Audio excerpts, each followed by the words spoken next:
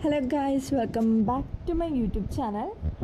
ഇന്ന് നമ്മൾ വന്നിരിക്കുന്നത് ഒരു സേമിയ ഉപ്മാവിൻ്റെ സിമ്പിൾ റെസിപ്പി ആയിട്ടാണ്. നമ്മളെപ്പോഴും റവ കൊണ്ടിട്ട് ഉപ്മാവ് ഉണ്ടാക്കി മടുത്തവരാണെങ്കിൽ നിങ്ങൾക്ക് ട്രൈ ചെയ്യാൻ പറ്റിയ ഒരു സിമ്പിൾ റെസിപ്പിയാണ് ഈ സേമിയ ഉപ്മാവിൻ്റെ. നമ്മുടെ റവ ഉപ്മാവ് ഉണ്ടാക്കാൻ എടുക്കുന്ന ടൈമൊക്കെ തന്നെ മതി ഇതിനും. എന്നാൽ അതിനേക്കാളും ടേസ്റ്റി ആയിട്ട് നമുക്കിത് ഉണ്ടാക്കാം. അതിനായിട്ട് നമ്മൾ ഏത് പാനിലാണ് ഉണ്ടാക്കുന്നത് അത് ചൂടായി കഴിയുമ്പോഴത്തേക്കും അതിലേക്ക് കുറച്ച് വെളിച്ചെണ്ണ ഒഴിച്ചിട്ട് വെളിച്ചെണ്ണ ഒന്ന് ചൂടായി കഴിയുമ്പോഴത്തേക്കും ഒരു ചെറിയ സ്പൂൺ കടുക് ഇട്ട് കൊടുക്കാം. കടുക് കുറച്ച് പൊട്ടി വരുമ്പോഴത്തേക്കും നമുക്കതിലേക്ക് നമ്മൾ എന്തോരം കടുകാണോ ഇട്ടാൽ അത്രയും തന്നെ ഉഴുന്നും കൂടി ഇട്ട് കൊടുക്കാം. ഇത് രണ്ടും കൂടി നമുക്കൊന്ന് പൊട്ടി വരുമ്പോഴത്തേക്കും ആദ്യം കുറച്ച് ഇഞ്ചി, ചെറുതായിട്ട് അരിഞ്ഞ ഇഞ്ചി ചേർത്ത് കൊടുക്കാം. എന്നിട്ട് നന്നായിട്ട് ഇളക്കാം. ഇനി നമ്മൾ എരിവിന് ആവശ്യമായിട്ടുള്ള പച്ചമുളകാണ് ചേർത്ത് കൊടുക്കാം. പച്ചമുളക് എടുക്കുമ്പോൾ അത്യാവശ്യം നമ്മൾ വേറെ മുളക് പൊടിയൊന്നും ഇടില്ലല്ലോ, അപ്പോൾ അത്യാവശ്യം എരിവിന് വേണ്ടിയിട്ടുള്ള പച്ചമുളക് അരിഞ്ഞ് ഇതേപോലെ ചേർത്ത് കൊടുക്കാം. എന്നിട്ട് നന്നായിട്ട് ഇളക്കി കൊടുക്കാം. അപ്പോഴേക്കും നമ്മുടെ കടുകും ഉഴുന്നൊക്കെ പൊട്ടി എല്ലാം പൊട്ടിയിട്ടുണ്ടാവും.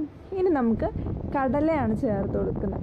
നമ്മൾ വറുത്ത കടലയാണ് ചേർത്ത് കൊടുത്തെങ്കിൽ അധികം നേരം ഓയിലിൽ ഇങ്ങനെ ഇളക്കേണ്ടി ഒന്നും വരില്ല. അല്ലാതെ വറുക്കാത്തതാണെങ്കിൽ കുറച്ച് നേരം എണ്ണയിൽ കിടക്കണം.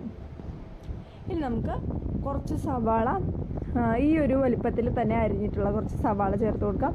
നന്നായിട്ട് ഇളക്കി കൊടുക്കാം. ഇനി നമുക്ക് ചേർത്ത് കൊടുക്കാനുള്ളത് സാധാരണ നമ്മുടെ ഉപ്മാവിനൊക്കെ ഉള്ള പോലെ തന്നെ അട്ടാണി ചേർത്ത് കൊടുക്കുക, ക്യാരറ്റ് ചേർത്ത് കൊടുക്കുക. ഞാനിവിടെ ഗ്രീൻ പീസ് ചേർക്കാത്ത കൊണ്ടിട്ട് ബീൻസാണ് ചേർത്ത് കൊടുക്കുന്നത്. ആൻഡ് ചെറുതായിട്ട് അരിഞ്ഞിട്ടുള്ള ക്യാരറ്റും കൂടി ഇട്ട് കൊടുക്കുന്നുണ്ട്. എന്നിട്ട് ഇതെല്ലാം കൂടി നന്നായിട്ട് ഇളക്കി കൊടുക്കാം. പിന്നെ നമ്മുടെ ഈ പച്ചക്കറിയൊക്കെ ഒന്ന് പെട്ടെന്ന് വാടാനായിട്ട് കുറച്ചുപ്പും ആവശ്യത്തിന് മഞ്ഞൾപ്പൊടിയും ചേർത്ത് കൊടുക്കുന്നുണ്ട്. നമ്മൾ വാടാനാണെന്ന് പറഞ്ഞാൽ തന്നെ നന്നായിട്ട് വാടിക്കഴിഞ്ഞാൽ ശരിയാവില്ല. ഒരു കുഴമ്പ് പരുവത്തിലായി ഒന്നും പോകരുത്. ആവശ്യത്തിന് നമ്മുടെ ഉപ്മാവിൻ്റെ കൺസിസ്റ്റൻസി അനുസരിച്ച് മാത്രം വാടാവുള്ളൂ.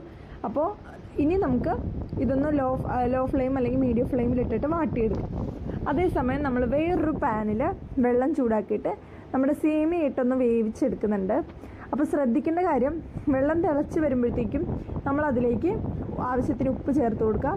മാത്രമല്ല നമ്മുടെ സേമിയ വെന്ത് കഴിയുമ്പോൾ ഒട്ടിപ്പിടിക്കാതിരിക്കാനായിട്ട് ഒരു സ്പൂൺ ഓയിലും കൂടി ചേർത്ത് കൊടുക്കുക. നമ്മുടെ വെളിച്ചെണ്ണ തന്നെ ഒന്ന് ചേർത്ത് കൊടുക്കുന്നുണ്ട്. അപ്പോൾ വെള്ളം നന്നായിട്ട് തിളച്ച് കഴിയുമ്പോൾ നമുക്ക് സേമിയ ഇട്ട് കൊടുക്കാം. പിന്നെ നന്നായിട്ട് വേവേണ്ട ആവശ്യമില്ല, കാര്യം നമ്മുടെ പച്ചക്കറിയുടെ കൂടെയും കുറച്ച് നേരം വേകണം. അപ്പോൾ ഒരു പകുതി വേവൊക്കെ ആകുമ്പോഴത്തേക്കും നന്നായിട്ട് ഇളക്കി കൊടുക്കാം. പകുതി വേവൊക്കെ ആകുമ്പോഴത്തേക്കും നമുക്ക് വെള്ളം കോരി നമുക്ക് നമ്മുടെ പച്ചക്കറിയൊക്കെ വെന്തിരിക്കുന്ന അതിലേക്ക് ഇട്ട് കൊടുക്കാവുന്നുണ്ട്. അപ്പോൾ നന്നായിട്ട് വേകാനായിട്ട് കാത്തു നിൽക്കേണ്ട. പകുതി വേവ് ആകുമ്പോഴത്തേക്കും എടുത്തിട്ട് നമ്മുടെ വാടിക്കൊണ്ടിരിക്കുന്ന നമ്മുടെ പച്ചക്കറികളിലേക്ക് ഇട്ട് കൊടുത്തിട്ട് നന്നായിട്ട് ഇളക്കി കൊടുക്കുക.